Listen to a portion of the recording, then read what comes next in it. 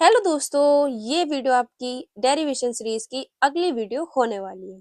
तो हमने आपको डेरिवेशन सीरीज में 12 डेरिवेशन आपके कंप्लीट करवा दिए, जो कि बहुत ही ज़्यादा इम्पोर्टेंट है। अगर आप चैनल पे नए हो और ये सीरीज आपने नहीं देखी तो प्लेलिस्ट आपको लिंक डिस्क्रिप्शन बॉक्स में मिल जाएगी, जिसमें ये सारे इम्पोर्टेंट डेरिवेशन हमने उसमें ऐड कर दिए।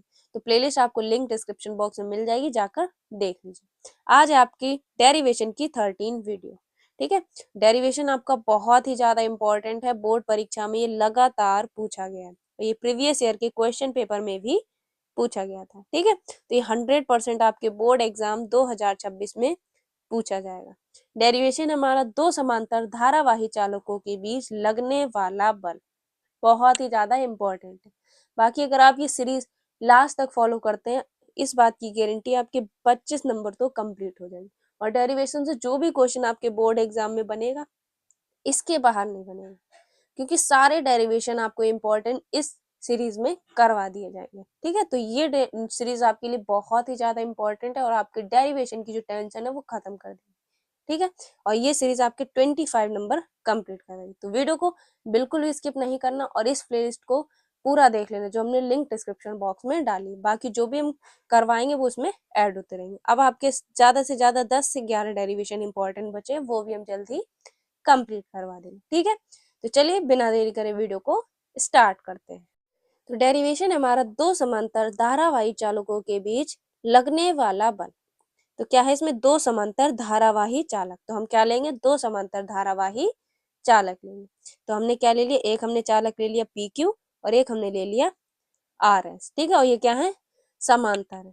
ठीक है, तो हमने क्या ले लिया, दो समांतर धारावाही चालक ले लिया। अभी आप इस डायग्राम को मत देखिए, इसे समझिए।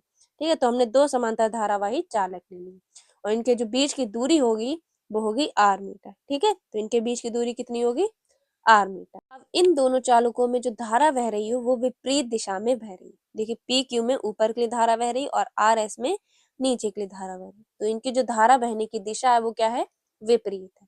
अब एक बात दिमाग में फिट कर लीजिएगा, जब भी धारा जो है विपरीत दिशा में बहेगी तो इनके बीच जो बल लगेगा वो प्रतिकर्षण बल लगेगा। ठीक है, याद रखिएगा कि जब भी धारा विपरीत दिशा में बहेगी तो इनके बीच जो बल लगेगा वो प्रतिकर्षण बल लगेगा। इसलिए जो देखो, बल हमने क्या कर दिया, बाहर के लिए एरो, मतलब ये एक दूसरे को क्या करेंगे, प्रतिकर्षित करेंगे। ठीक है, अब ये वाला समझिए, क्योंकि दोनों पूछ सकता है। अगर समान दिशा में धारा बहे तो समान दिशा में जब भी धारा बहेगी तो इनके बीच कौन सा बल लगेगा, आकर्षण। तो ये एक दूसरे को क्या करेंगे, आकर्षित करेंगे। ठीक है, तो इसलिए हमने ये दोनों डायग्राम आपको बना के दिखाए, जिससे कि आपको समझ में आ जाए कि विपरीत दिशा में एक में बह रही है तो कौन सा बल लगेगा, प्रतिकर्षण बल। ये एक दूसरे को क्या करेंगे, प्रतिकर्षित करेंगे। जब समान दिशा में धारा बह रही होगी तो इनके बीच जो बल लगेगा वो आकर्षण बल लगेगा। तो ये एक दूसरे क्या करेंगे, आकर्षित करेंगे। ठीक है, तो ये दोनों ही डायग्राम आप बनाइए, क्योंकि एग्जामिनर को पता भी चल जाए कि हाँ आपने अच्छे से समझा है। अब इसमें आपको ये वाला कौन सा है, ये है प्रतिकर्षण वाला और ये है आकर्षण वाला, क्योंकि इसमें जो धारा बह रही है वो विपरीत दिशा में बह रही है और इसमें जो धारा बह रही है वो समान दिशा में बह रही है। ठीक है, तो दोनों डायग्राम आप बना दीजिए तो अच्छा भी लगेगा और आपको फुल मार्क्स मिलेंगे। ठीक है, अब हम क्या करेंगे, अब हम लिखेंगे थ्योरी। जो हमने डायग्राम में आपको बताया वही आपको थ्योरी में लिख देना। तो क्या लिया, दो समांतर धारावाही चालक एक दूसरे से आर मीटर की दूरी पर स्थित है। ठीक है, इसमें क्रमशः I1 और I2 धारा प्रवाहित हो रही है। ठीक है, यहाँ पे हमने I1 नहीं लिखा है, आप लिख लीजिएगा, I1 और I2 धारा प्रवाहित हो रही है। ठीक है, उसके बाद जब यही धारा समान दिशा में प्रवाहित होती है तब ये एक दूसरे को क्या करेंगे, आकर्षित करेंगे। अभी हमने आपको बताया कि जब भी समान दिशा में धारा बहेगी तो कौन सा बल लगेगा, आकर्षण बल। ये क्या करेंगे, आकर्षित करेंगे। और जब विपरीत दिशा में प्रवाहित हो रही होगी तब ये एक दूसरे को प्रतिकर्षित करते हैं। ठीक है, तब पहले चालक के कारण उत्पन्न चुंबकीय क्षेत्र, तब हम क्या करेंगे, पी क्यू जो पहला चालक है इसके कारण हम निकालेंगे चुंबकीय क्षेत्र। ठीक है, तो चुंबकीय क्षेत्र के लिए फॉर्मूला कौन सा लगाएंगे, V equal to mu 0 upon में 2 पाई I1 अपॉन में R। अब ये फॉर्मूला कौन सा है, तो कल हमने आपको डेरिवेशन करवाया था अनंत लंबाई के सीधे तार के कारण चुंबकीय क्षेत्र का डेरिवेशन, ये उसी का फॉर्मूला है। ठीक है, तो मतलब समांतर और सीधा तार है तो कौन सा फॉर्मूला यूज करेंगे, V equal to mu 0 upon में 2 पाई I1 अपॉन में R। तो अगर आपने कल वाला डेरिवेशन नहीं देखा तो वो प्लेलिस्ट आप पूरी देख लीजिए, बहुत ही ज़्यादा इम्पोर्टेंट है, ठीक है। तो जाकर प्लेलिस्ट देख लीजिए, लिंक डिस्क्रिप्शन बॉक्स में। तो इसे हमने क्या बना लिया, इसे बना लिया समीकरण 1, ठीक है। अब क्या करेंगे, इस चुंबकीय के कारण दूसरे चालक पर लगने वाला बल। अब इस चुंबकीय के कारण क्या करेंगे, जो दूसरे वाले चालक पर बल लग रहा होगा वो बल निकालेंगे, ठीक है। पहले हमने क्या किया, पहले वाले चालक के कारण चुंबकीय क्षेत्र निकाला। अब दूसरे वाले पे क्या निकालेंगे, बल निकालेंगे, ठीक है। अब बल का फॉर्मूला क्या होगा, तो बल का फॉर्मूला आपने सुना होगा, F equal to will sine theta.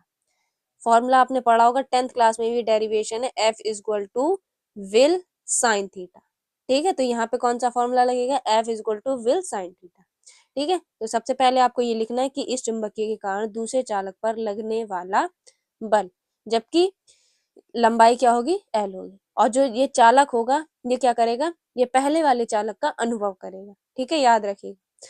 तो यहाँ पे F इक्वल टू, अब यहाँ पे B1 लिख दिया क्योंकि B था, ठीक है, क्योंकि पहले वाला चालक निकाले तो यहाँ पे हमने लिख दिया B1 और धारा I1, ठीक है, ये भी याद रखिए। अब हम यहाँ निकालना है दूसरे वाले चालक के लिए, तो यहाँ पे क्या हो जाएगा B1, क्योंकि चुंबकीय क्षेत्र में B1 और I2 L साइन थीटा, ठीक है। तो इसे क्या बना लिया हमने, समीकरण 2 बना ली, ठीक है। तो यहाँ तक आपको समझ में आ गया हो। सबसे पहले क्या किया, पहले वाले चालक के कारण उत्पन्न चुंबकीय क्षेत्र, क्या फॉर्मूला लगाया, B1 म्यू 0 अपॉन में 2 पाई I1।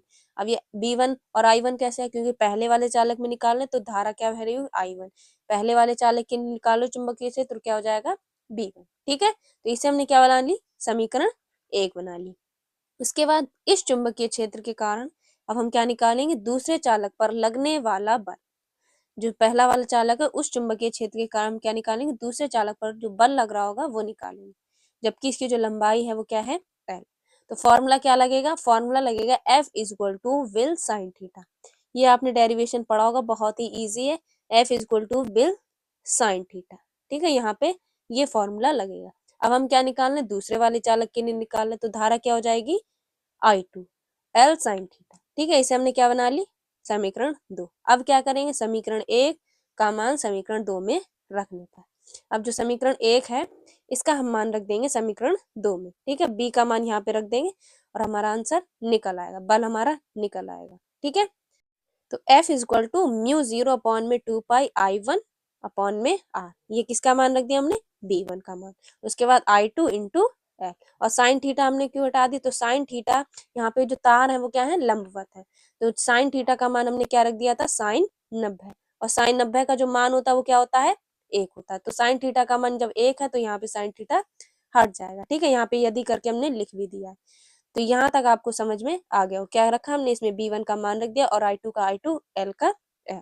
अब यदि साइन थीटा का मान 1 हो, अभी हमने आपको बताया कि जो तार है वो क्या है, लंबवत है, तो साइन 90 का मान जो हो जाएगा वो क्या हो जाएगा, 1 हो जाएगा। तो साइन थीटा का मान 1 रखें या ना रखें कोई दिक्कत नहीं, ठीक है। तो यहाँ पे जो धारा है, धारा I1 और I2 धारा जो क्या है, समान है, ठीक है। समान धारा होने के कारण तो इन I1 और I2 का मान जो हो जाएगा वो I हो जाएगा, तो यहाँ पे क्या हो जाएगा, I स्क्वायर हो जाएगा। तो यहाँ पे लिख के दिखाना, I1 equal to I2 equal to 1, ठीक है। तो यहाँ पे क्या हो जाएगा, F equal to mu 0 upon में 2 पाई और I स्क्वायर अपॉन में R, इन टू में क्या चल रहा है, L चल रहा है, ठीक है। अब यदि R का मान क्या हो जाए, 1 हो जाए, और L का मान जो हो जाए वो 1 हो जाए, तो क्या हो जाएगा, F equal to mu 0 upon में 2 पाई और I स्क्वायर। हमने क्या कर दिया, यहाँ पे जो R का मान है वो क्या कर दिया, 1 कर दिया, और L का मान क्या कर दिया हमने, 1 कर दिया। तो यहाँ पे जब L का मान 1 है और R का मान 1 है तो क्या हो जाएंगे, ये कैंसिल हो जाएंगे, हट जाएंगे, या रखें या ना रखें इससे कोई फर्क नहीं पड़ता, ठीक है, क्योंकि R का मान भी L है, L का मान भी L है, तो यहाँ से क्या हो जाएंगे, R और L हट जाएंगे, ठीक है। अब आपने पढ़ा होगा बाय-सेवर्ट का नियम, और ये कांस्टेंट है, नियतांक, इसका मान क्या होता है, म्यू 0 अपॉन में 2 पाई। अब ये म्यू 0 अपॉन में 2 पाई थोड़ी ना था, म्यू 0 अपॉन में 4 पाई था, ठीक है। तो इसका मान क्या होता है, 10 की पावर 7 होता है, क्या होता है, 10 की पावर माइनस के 7 होता है। अब यहाँ पे क्या दे रखा है, 2 दे रखा है, तो गुणे में 2 आ जाएगा, ठीक है। तो ये किसका मान है, म्यू 0 अपॉन में 2 पाई का मान है, ठीक है। और गुणे में क्या चल रही है, धारा चल रही है, तो हमने लिख दिया I2। तो यही क्या निकल आया हमारा, दो समांतर धारावाही चालकों के बीच लगने वाला बल, ठीक है। अब यहाँ पे आपको लिख के भी दिखाना कि अतः यदि दो समान धारावाही चालक हैं जिनकी लंबाई क्या होगी, एल होगी, तो जो एल का मान हो जाएगा वो क्या हो जाएगा, 1 हो जाएगा। अभी हमने आपको बताया एल का मान क्या हो जाएगा, 1 मीटर हो जाएगा, और इनके बीच की जो दूरी है आर का मान, उसका भी मान क्या हो जाएगा, 1 मीटर हो। तब यदि दोनों चालकों में समान धारा प्रवाहित हो रही होगी तो इनके बीच जो लगने वाला बल है वो 2 × 10⁷ है, 7 न्यूटन हो, तब प्रवाहित होने वाली धारा 1 एम्पियर होगी। और यही क्या है, एम्पियर की परिभाषा है। तो ये डेरिवेशन आपसे दूसरे टाइप से भी पूछ लिया जाता है कि एम्पियर की परिभाषा लिखिए, ये भी इंपॉर्टेंट। तो अगर आपको कहीं दिख जाए कि एम्पियर की परिभाषा, तो एम्पियर की परिभाषा मतलब ये डेरिवेशन ही आपको करके दिखाना होगा। ठीक है, तो ये डेरिवेशन आपका बहुत ही ज्यादा इंपॉर्टेंट डेरिवेशन है, बोर्ड एग्जाम में ये लगातार पूछा गया डेरिवेशन है, और 100% ये बोर्ड परीक्षा में आपके 5 नंबर कंप्लीट करवाएगा। ठीक है, तो ये डेरिवेशन आपको जरूर से जरूर तैयार कर लेना है।